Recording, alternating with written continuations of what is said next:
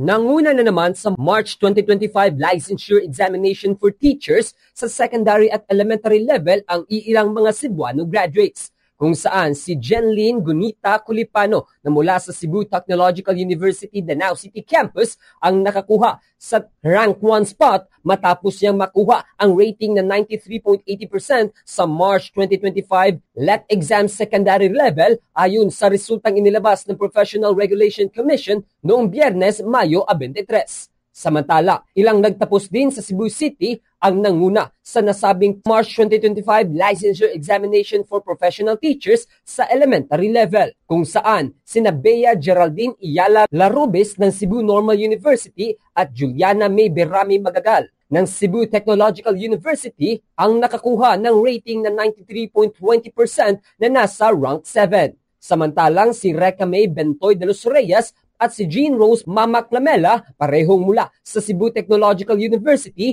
ay nakakuha sa rank 8 position na mayroong rating na 93%.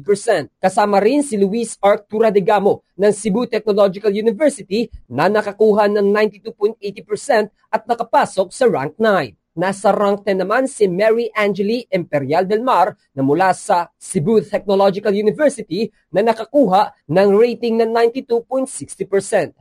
Sa eksklusibong panayam ng Bombo Radio Cebu News Team kang Mary Angeli Imperial del Mar na mula sa Cebu Technological University Moalboal Campus ay isa sa mga nagbigay puri sa Cebu matapos makuha ang ika-10 pwesto sa katatapos lang na eksaminasyon. Anya na ang kanyang mga pinagdaanan ang mga naging dahilan sa likod ng kanyang tagumpay. Saad pa nito na hangarin niyang maibalik ang mga sakripisyo at suporta na natanggap mula sa kanyang pamilya at naging dahilan nito kung bakit nagsumikap siyang makapasok sa top notchers list. Dagdag pa nito na maliban sa mga pangarap niyang makapasok sa top 10 ay galing rin siya sa family of educators na isa sa mga naging inspirasyon niya para maging magtuturo. Yung pamilya ko talaga yung inspiration ko kasi they are the reason kung bakit I am working hard for this dream po. Ipagpasa Diyos na lang po talaga yung every time na nag-shade kayo if you're not sure po sa answer. Mula rito, sa lungsod at lalawigan ng Cebu, ako si Bombo Ken Apor.